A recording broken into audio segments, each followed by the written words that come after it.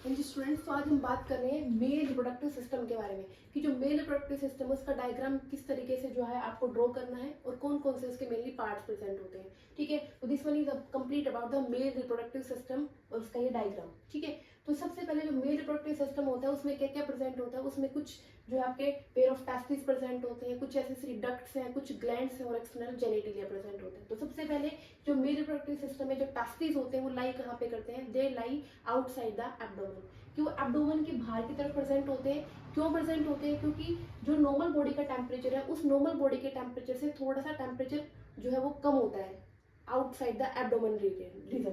ठीक है, जो कम जो टेम्परेचर प्रेजेंट होता है वो 2 to 2.5 डिग्री लोअर होता है as compared to the normal body. ठीक है, तो ये जो टेम्परेचर होता है that temperature is necessary for the formation of sperms. ठीक है, इसलिए जो टेस्टिस होते हैं वो outside the abdomen region present होते हैं ताकि वहां पे लोअर टेम्परेचर रहे और वो लोअर टेम्परेचर जो है वो किसको जो है स्पर्म फॉर्मेशन को जो है वो वहां पे परफॉर्म कराए इजीली।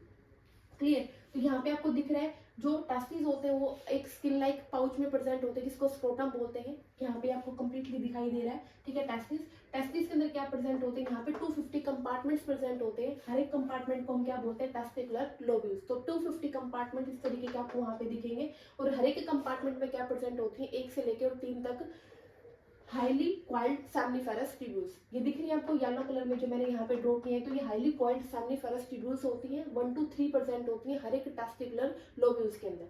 ठीक है, ये जो सैमनिफेरस ट्यूब्यूल्स होती है इनका एक एंड आपको दिख रहा है ज्वाइन होता है और जो दूसरा एंड होता है वो फ्री होता है। आगे की तरफ ये फ्री एंड होता है, ये हाई आगे की तरफ जाएगा और एक नेटवर्क की फॉर्मेशन करेगा। That network is known as rete testis. इस नेटवर्क को हम क्या कहेंगे, रेक्टे टेस्टे। टेस्टिस ये नेटवर्क होता है। आगे की तरफ ये नेटवर्क जाके एक सिलेटेड ट्यूब्स की फॉर्मेशन करेगा। That tube is known as vasa efferentia. ये जो वासा इफरेंशिया रीजन आपको दिख रहा है, this vasa efferentia region leave the testis and join with the epididymis. ठीक है, कि एपिडिडाइमस के अंदर ओपन हो जाएगा। This red portion is known as epididymis. Again this epididymis is consist of 3 parts, caput region, body region and the cauda region. Caput that is known as head. This one is the head of epididymis. ये जो region है इसको क्या कहेंगे, body of the epididymis and this one is the tail region. ठीक है, ये जो tail region होता है इस tail region में जो epididymis है वो किसको join करेगा, vasa differentia को.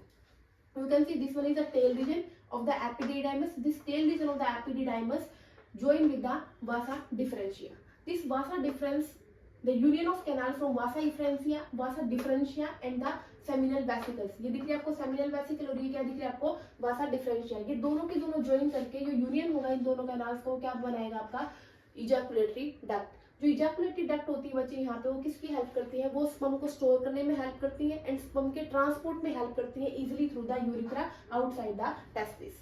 टेस्टिस से यूरिथ्रा के थ्रू वो उसको इजिली ट्रांसपोर्ट करने में हेल्प करेगी ejaculatory duct. And ejaculatory duct is formed by the union of vas deferens and the seminal vesicle.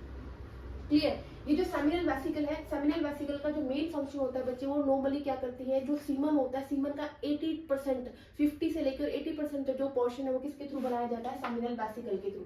ठीक है, ये जो सेमिनल वेसिकल है एक फ्लूइड सीक्रेट करती है। उस फ्लूइड में मेनली क्या प्रेजेंट होता है, फ्रक्टोज होता है, प्रोस्टाग्लैंडिन्स प्रेजेंट होते हैं, कुछ क्लॉटिंग फैक्टर्स प्रेजेंट होते हैं। Fructose is a type of sugar and that is a type of good nutrition for the sperms. ठीक है, तो ये सेमिनल वेसिकल का एक फंक्शन है कि स्टोरेज का काम करेगी प्लस उनको न्यूट्रिशन देगी, यानी कि 50 to 80% portion of the semen is made by the seminal vesicle. Okay, seminal vesicle के बाद आपको दिख रहा है यहाँ पे ये जो पोर्शन दिख रहा है इसको बोलेंगे प्रोस्टेट ग्लैंड। प्रोस्टेट ग्लैंड भी क्या करती है, एक फ्लूइड सीक्रेट करती है जिसको सेमिनल फ्लूइड ही हम नॉर्मली बोलते हैं। और वो क्या करते हैं, नॉर्मली इसमें प्रेजेंट होता है आपका सिट्रिक एसिड। सिट्रिक एसिड भी स्पर्म के लिए न्यूट्रिशन का ही काम करता है। ठीक है, यहाँ पे इसके अलावा कुछ फॉस्फेटेज है, माइलेज है, पैक्सिनोजेंस टाइप ऑफ प्रोटीन भी यहाँ पे प्रेजेंट होते हैं। इसके बाद आपको ये दिख रहा है यहाँ पे, this one is a Cowper's gland, also known as bulbourethral gland.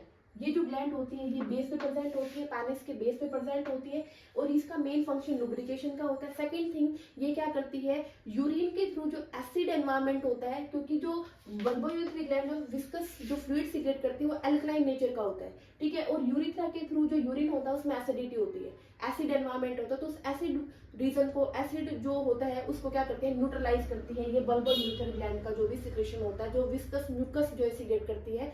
ठीक है, उसके अलावा आपको ये जो पोर्शन दिख रहा है, ये रेक्टाइल जो पोर्शन दिख रहा है, highly vascular region, this one is known as penis region. इसका जो ब्रॉड पोर्शन होता है उसको हम क्या कहेंगे, ग्लैंड्स पेनिस, और ग्लैंड्स पेनिस के बाहर की तरफ क्या प्रेजेंट होती है, एक thin fold of skin present होता है, ठीक है, उसको क्या बोलते हैं, फोर स्किन। तो this one is the erectile portion and this one is complete about the male reproductive system. तो आपके एग्जाम में 2 से लेके और 5 मार्क्स तक फ्रेम हो सकता है, डायग्राम अगर आता है तो ये 5 मार्क्स में आपके क्वेश्चन में फ्रेम हो सकता है। तो इस तरीके से आप इसका कंप्लीट डायग्राम ड्रॉ कर सकते हैं। Thank you.